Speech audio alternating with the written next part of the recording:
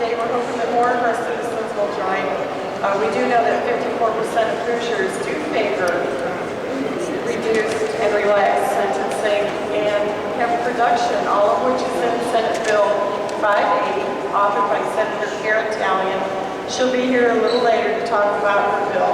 We're very proud of her for doing this. If you haven't read the bill, it makes a lot of sense. It's going to ease the life of a lot of people and also allow for hemp production, which is very important to our farmers. The National Chapter of Norml was founded in 1970. That was a long time ago. All these years, been working for the reform of marijuana laws. Indiana was affiliated as a chapter in 1974, another very long time ago. So all these years, we've been fighting for reform and repeal of the harsh laws. We want to see our brothers and citizens walk free when they can't now. All of this is coming to a head organically. The tide is turning. We have 18 states and Washington, D.C. that have medical marijuana legalized for patients. We know it's good medicine. There is so much proof. 2 states have gone completely legal. So why is Indiana on the wrong side of history here? You know, what's it going to take? If not this year, is it going to be next year? When is it going to happen? We don't know. We don't know. Senate Bill 580 is currently languishing in committee. It's not going to get a hearing. We're afraid it's not going to get a hearing. And so it's a good bill.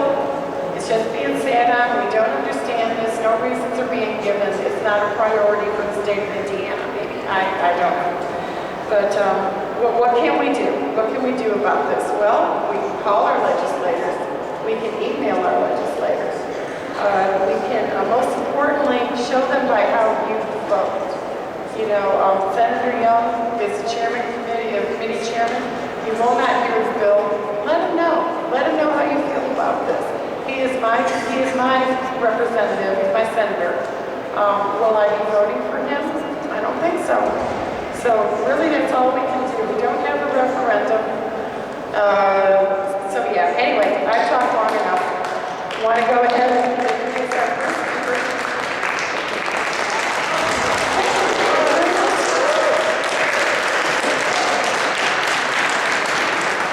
Thank you, I appreciate that vote. So our first speaker today is going to be the chairman of Indiana Norml, Mr. Neal Smith, a longtime activist. Please welcome.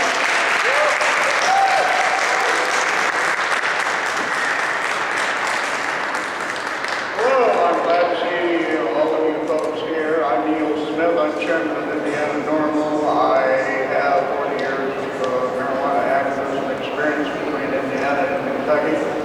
And I came into a group of people we found over the years that have formed the most amazing grassroots organization possible. Indiana Norml's board of directors I don't think could be any better. It's taken a long time, a long uphill struggle to even get this issue noted. But we do know that it's noted. It's noted across not only the United States, but it's noted across the world as well. Many countries are talking about relegalization and taxing and regulating like alcohol. Indiana's poised to take the first step, boosting Indiana's economy and taking a yoke off at least 500 million Hoosiers by decriminalizing marijuana and relegalizing industrial non-psychoactive hemp. Quite literally, tens of thousands of new, sustainable, and well-paying jobs can be created by regulating and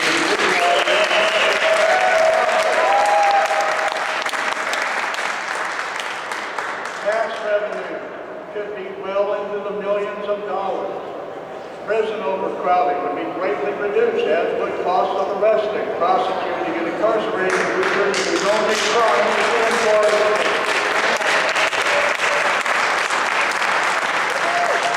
SB 580, introduced by Senator Karen Talion, would open the door to becoming cannabis economy in Indiana. Recently, a cannabis business conference was held to discuss the brightness of the future for marijuana-related businesses. The fact that there is such a conference indicates that marijuana is coming, like someone said, a tsunami, and it will be in Indiana soon. SB 580 needs to be scheduled for a hearing. It has been assigned to the Committee on Corrections and Criminal Law, chaired by Senator Michael Young.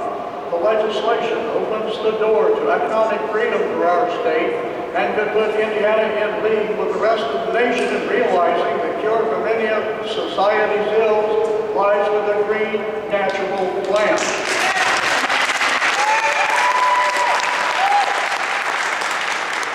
Consider this. There is an estimated 1/2 million pot smokers in Indiana, probably more like 1 million. The average smoker uses a 1/4 ounce per week, an ounce per month. That's 500,000 ounces each and every month. An average indoor grown plant will bear 8 ounces every 90 days. That's 62,500 plants needed each and every month. Outdoor plants usually bear less, and you only get one outdoor crop per season in most of Indiana. There are an estimated 100,000 medical needs patients in Indiana. I'm betting it's a whole lot more than that. And they use on average 2 ounces per month, or 200,000 ounces per month of strain-specific marijuana. So we're up to 762,500 ounces of marijuana needed per month. Indiana has a $3.50 per gram tax as it stands now. The tax is, however, excessive. It might drive the final price up to a point where an underground economy might be worth the risk to some. At $2 per gram, a much more reasonable tax rate, the tax would still be a healthy $42,700,000.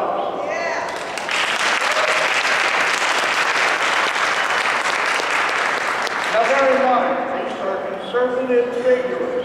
There are no figures to show exactly how many people in Indiana smoke marijuana recreationally or how many would benefit from it medically.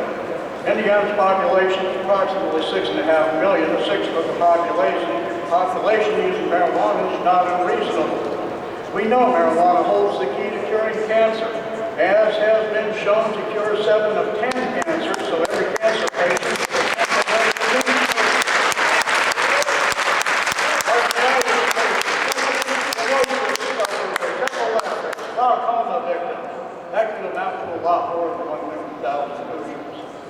Estimates from Washington State, which is slightly larger in population than Indiana, are placed at 187,000 pounds of marijuana annually just for recreational use.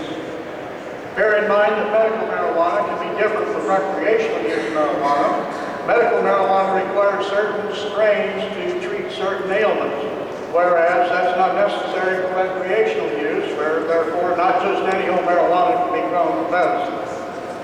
Someone will have to plant and raise these 62,500 monthly plants. Someone will need to process, transport, warehouse, package, label, and sell the finished product. Someone will need to produce lighting systems, irrigation systems, develop nutrients.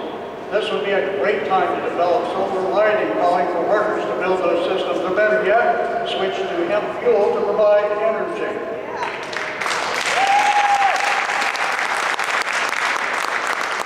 Someone will have to make and build greenhouses to specifications for outdoor growing implements will be needed, parts of those implements and mechanics to service them. In the case of hemp, processing plants to extract the oil, process the seed cake, separate the herds from the stalks, transport fiber and herds for processing into various products, marketing, delivery, and sale. And let's not forget security systems and/or personnel. Alarm systems to notify growers when a problem in water, temperature, or ventilation will be needed. Then, of course, there will be also real estate transactions, whether land purchases, sales, or rentals, and loans to be made for the purchase of land and equipment. All of this on a scale never seen before in the state of Indiana. Relegalization is a win-win for everyone. Lower crime, better health, and better economy awaits Indiana. Senator Young, we suggest to you that hearing SB 580 is one of the best things that can be done for the betterment of Indiana.